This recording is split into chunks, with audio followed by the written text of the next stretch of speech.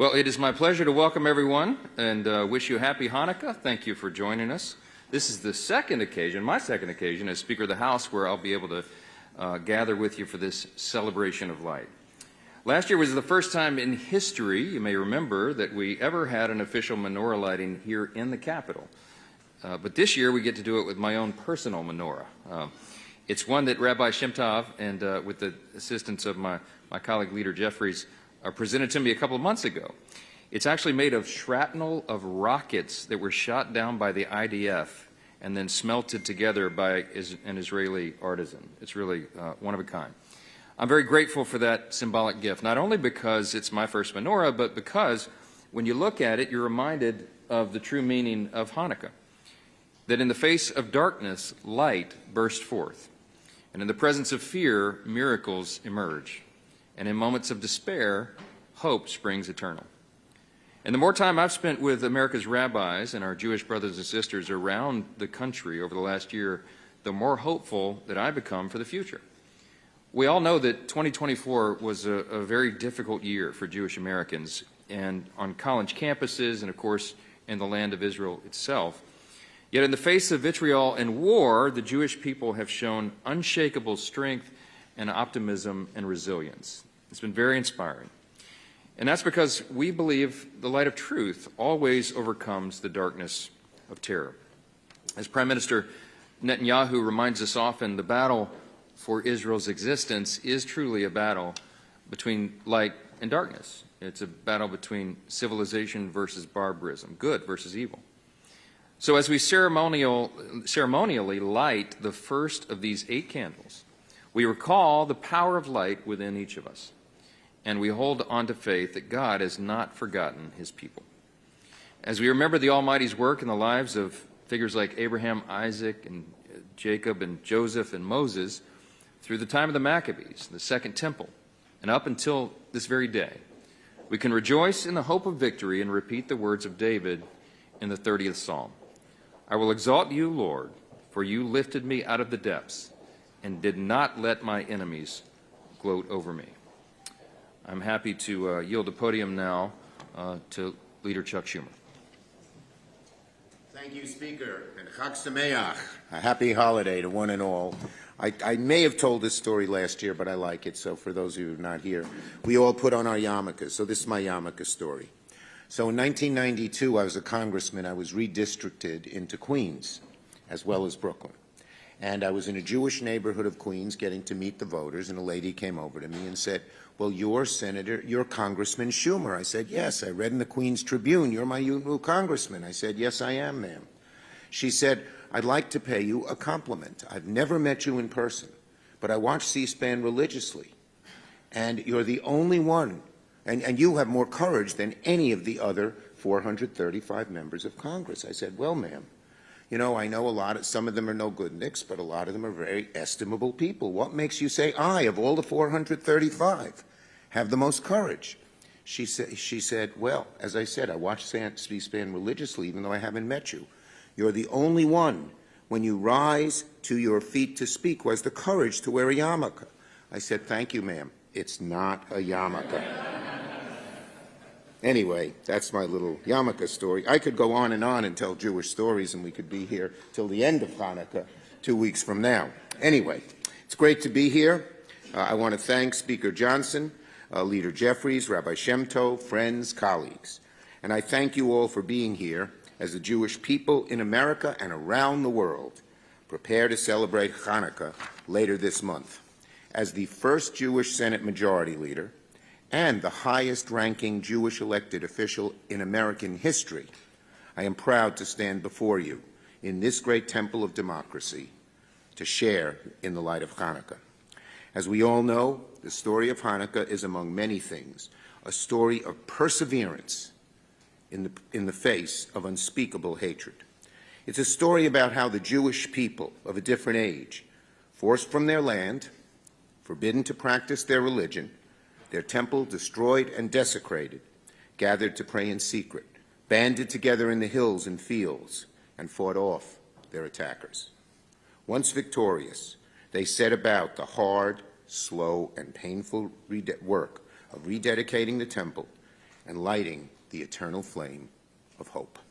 Ner Tamid. Today, thousands of years later, the responsibility to keep that flame of hope burning bright falls on every one of us. The world is swirling with strong winds threatening to extinguish that flame. Evil forces of anti-Semitism, hatred, bigotry. We cannot let these pernicious forces win to the day. We must work together across the aisle to keep them from succeeding in America. In the darkness of our world, 436 days after the horrific attacks in Israel on October 7th, with over 100 hostages still held captive by the evil and terrorist group Hamas, and amid a rise in anti-Semitic attacks at home and abroad, we need to keep the flame of hope burning brighter, greater, more than ever. This Hanukkah, let the light from the flame guide us towards unity in the face of division. Let it guide us towards a future inspired by the miracles of the past, full of hope, courage, resilience. Let it guide us towards a more just and equal world, free from hatred, bigotry, discrimination, and all other forces of darkness. Chag Sameach, a very happy Hanukkah to all of you. Leader Jeffers.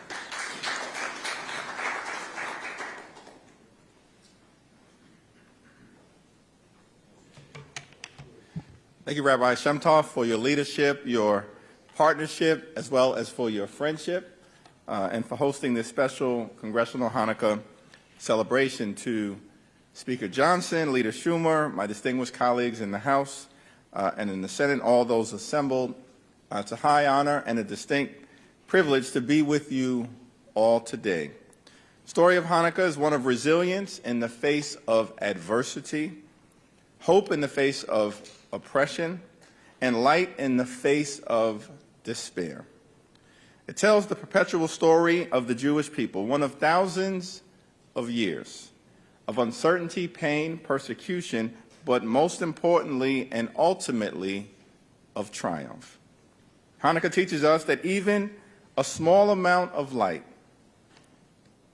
can drown out a whole lot of darkness. How fitting for a people that would, as Isaiah said, be a light unto the nations. And this lesson has perhaps never been more important because these are extraordinarily challenging times. Anti-Semitism in America and around the world is on the rise. Our Jewish brothers and sisters understandably feel a deep sense of anxiety about the future, but we are with you. We will do everything that we can to crush anti-Semitism and bury it into the ground, never to rise again. We will continue to reiterate with moral clarity that anti-Semitism in any way, shape, or form is unacceptable, unconscionable, and un-American. And that our country must always be a safe place for the Jewish community, whether at a synagogue, on a college campus, at home, in the community, or anywhere that the Jewish community may be found.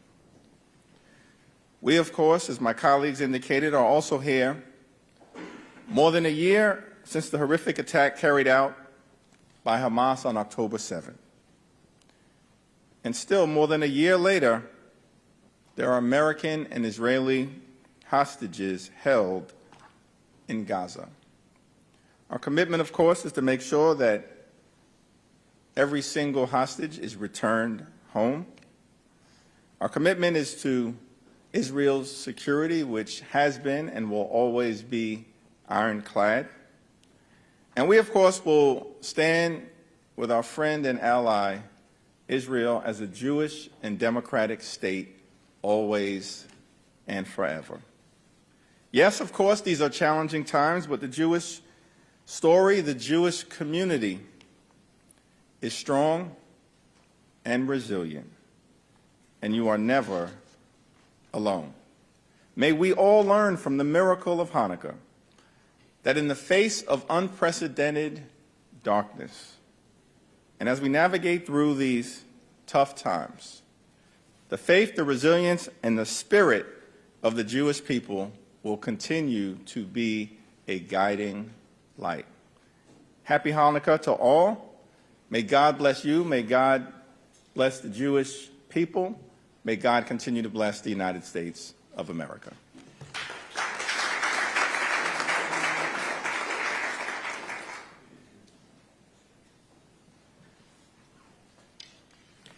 Good afternoon, Mr. Speaker, Leader Schumer, Leader Jeffries, members of the House, friends one and all. I'm honored to be here, of course, as we all are, to celebrate the upcoming days of Hanukkah. Hanukkah has not yet begun, but it is upon us, and when it does begin, there will be very few people in this building or in the complex.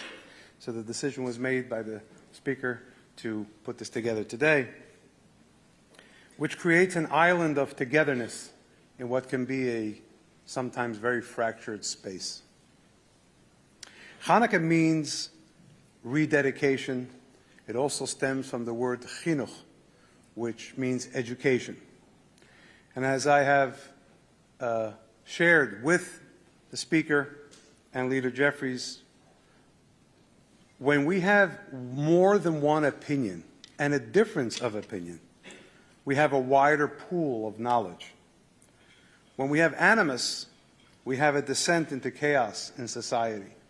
And I think I could speak for all of us, not just in this room, but for hundreds of millions of my fellow citizens across the country that watch these two leaders of the House, even as they disagree, have a personal respect for each other, which is huge, and which spreads across our country in a warmth that melts a lot of cold.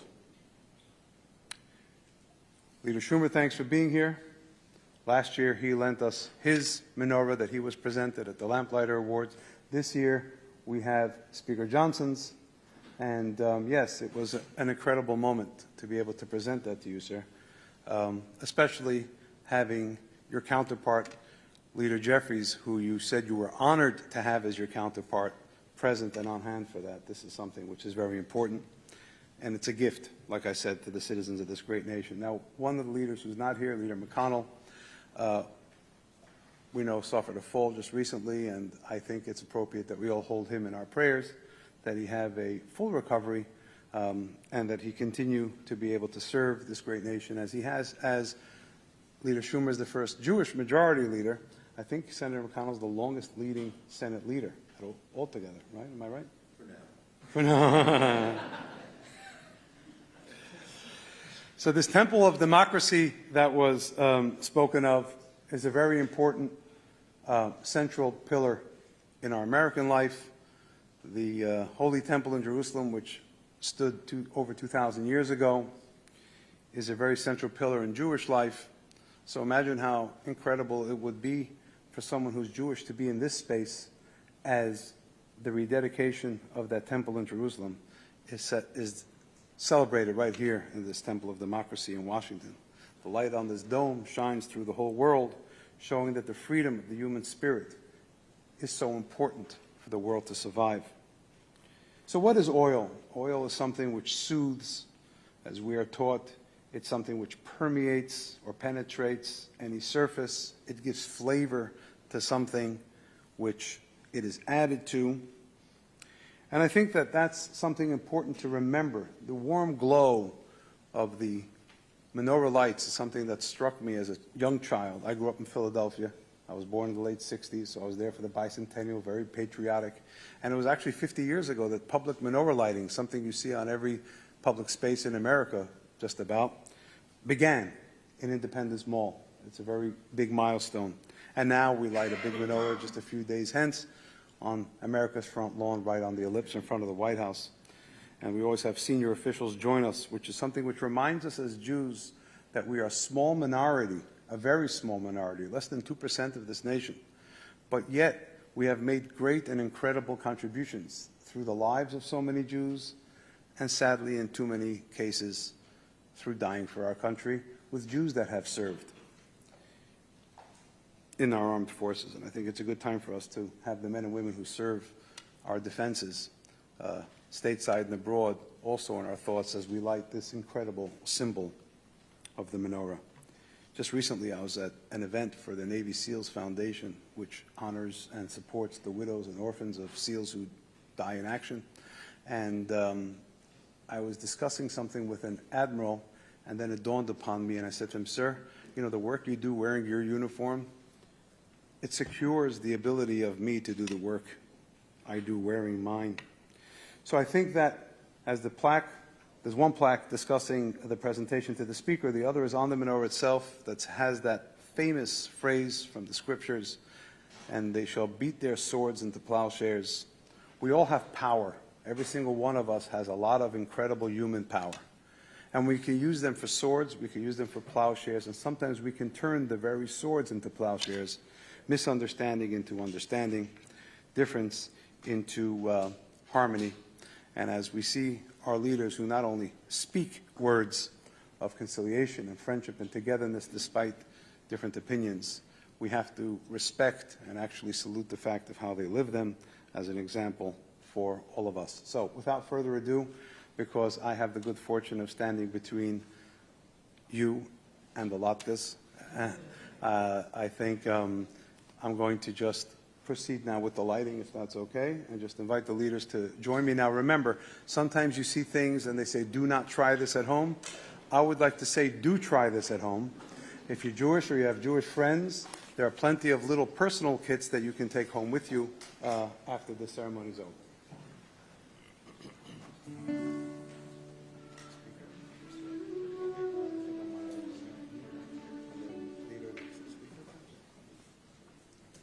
So we have 8 here, and then the one in the middle is always either higher or off to the side. That represents the public servant, the one who's not among the rest of society, but serves the rest of society. So if this were in our home or in the synagogue, we'd light one candle and light the other ones from it. Now I will light them from left to right, the way you see it, because every night we light the second candle, the third candle, the fourth candle, until they're all lit. Every day brings an opportunity for an additional light. But since this is a demonstration, we're going to light all 8 just now. So we also, since it's not the festival, will substitute the word Hashem for God's name. And if you know the melodies, you'll join me. If not, just hum along. Or if that's not what you want to do, you can just watch. Okay, here it goes. We'll try this again.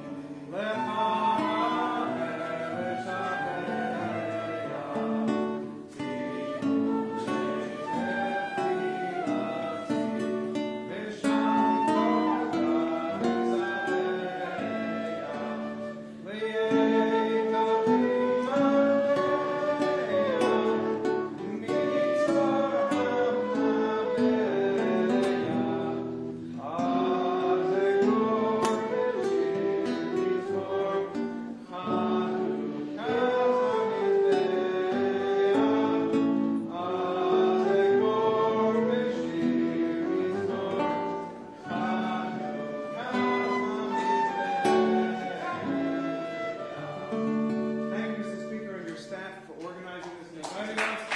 And thank you to the community for joining us and making this that much more special. We have lots of notice in the back for anyone who is interested. If we get close for, somebody wants a photo. So, yeah, okay. So what do we